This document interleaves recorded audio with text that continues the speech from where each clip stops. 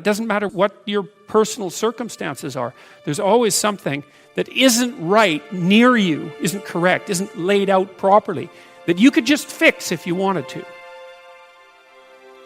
There's no shortage of opportunities to do that. You can do that in your own mind. You can do that in your own room. You can do that in your own household, in your local community. And maybe if you get good at doing it at all those levels, then you can start to look beyond that. If you adopt an attitude that the role that you should play is to make things better wherever you are, however you can, that what would actually happen would be that things would get better wherever you are. The world shifts itself around your aim, because you're a creature that has an aim. You have to have an aim in order to do something. You're an aiming creature. You look at a point and you move towards it. It's built right into you. So that sets up the world around you. It organizes all of your perceptions. It organizes what you see and you don't see. It organizes your emotions and your motivations.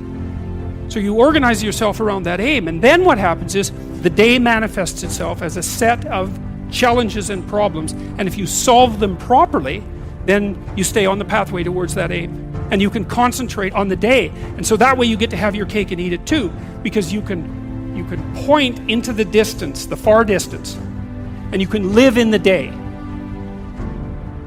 And it seems to me that that makes every moment of the day supercharged with meaning, because if everything that you're doing every day is related to the highest possible aim that you can conceptualize, well, that's the very definition of the meaning that would sustain you in your life.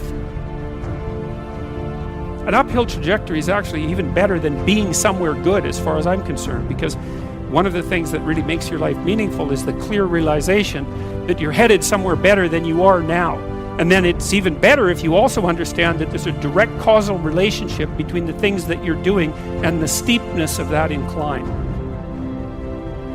There's two modes of being in the world, right? There's one where you adopt the responsibility for living properly, for being properly, and you make the sacrifices necessary for doing that, and then everything will flourish properly.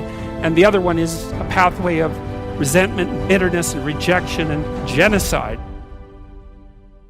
If you make your life 0.1% better a week, man, in 2 or 3 years, you're in such a better place than you were that it isn't even like the same domain.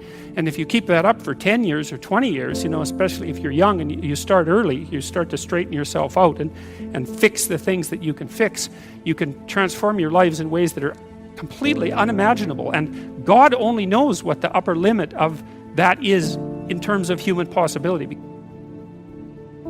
What you're actually made of, what you're made of is what you encounter when you voluntarily encounter the unknown.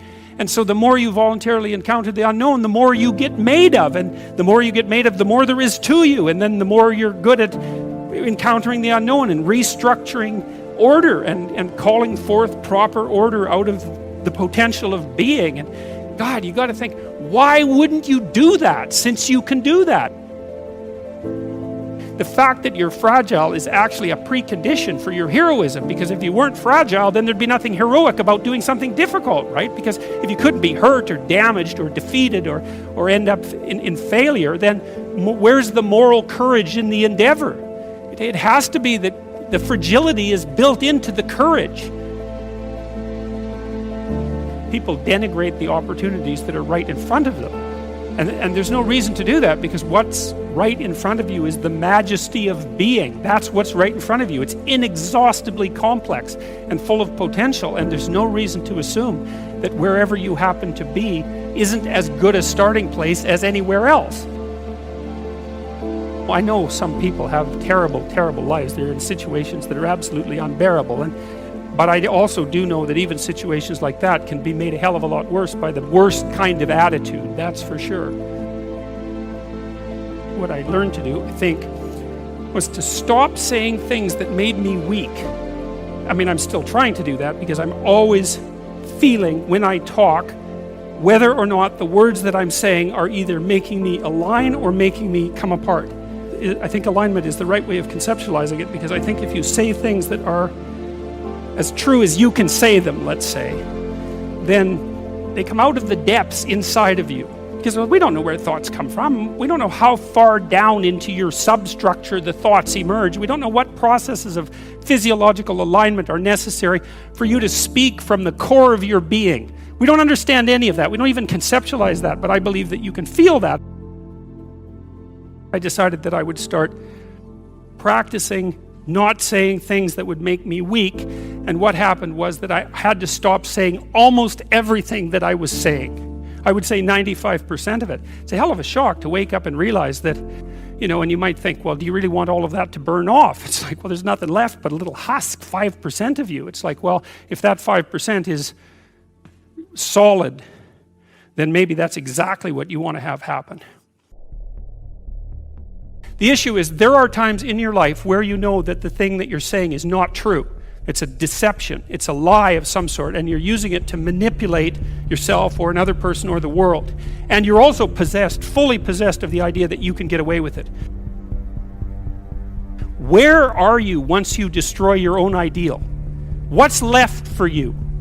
There's nowhere to go. There's no up.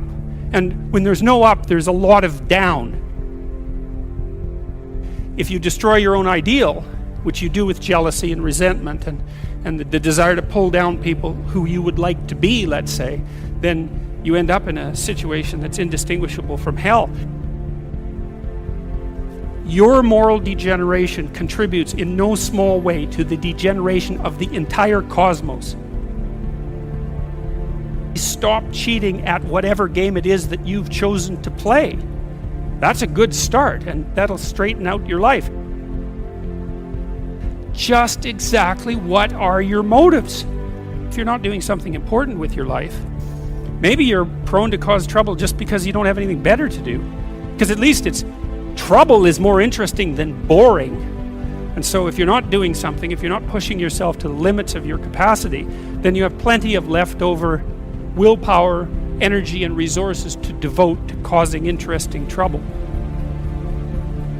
There are so many things that need doing that all you really have to do is open your eyes and look at them and then decide that you're actually going to do something about them. And you might think, well, what's within my scope of influence is so trivial that it's not worth doing. It's like, it won't stay trivial for long if you do it. Not at all. And I don't think it's trivial to begin with. I really don't believe that anything done right is trivial. And my experience in my life has been that anything I actually did paid off. It didn't pay off necessarily in the way that I expected it to pay off. That's a whole different story. But if it was genuine commitment to do something, even if it went sideways and the outcome was really something other than what I expected, the net consequence over time was nothing but good. So every new frontier that can be conquered is an advance forward, and there's no shortage of frontier because we're surrounded by the unknown. We're surrounded by our own ignorance, and that's the secret to proper being. If you're interested in life, if you're interested in proper being, and you're disinclined to produce any more suffering than necessary, then you want to know how to conduct yourself when the catastrophe comes so that you have a reasonable possibility of moving through it. If you dare to do the most difficult thing that you can conceptualize, your life will work out better than it will if you do anything else. Well, how are you going to find out if that's true? Well, it's a Kierkegaardian leap of faith. There's no way you're going to find out whether or not that's true unless you do it. So no one can tell you either. You have to be all in this game. There is no more effective way of operating in the world than to conceptualize the highest good that you can and then strive to attain it.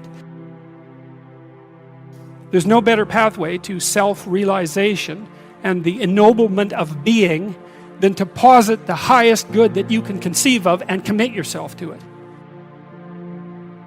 You can take whatever job you have and you can make it a real nice little piece of absolute misery.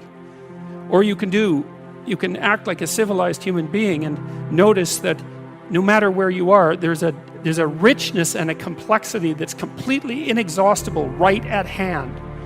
And then you can take that seriously and you can say, well, I can make it a lot better if I want to. I can get along properly with my coworkers and not gossip behind their back, and I can treat my customers properly, and if an opportunity comes my way, I can take it and I can see what happens.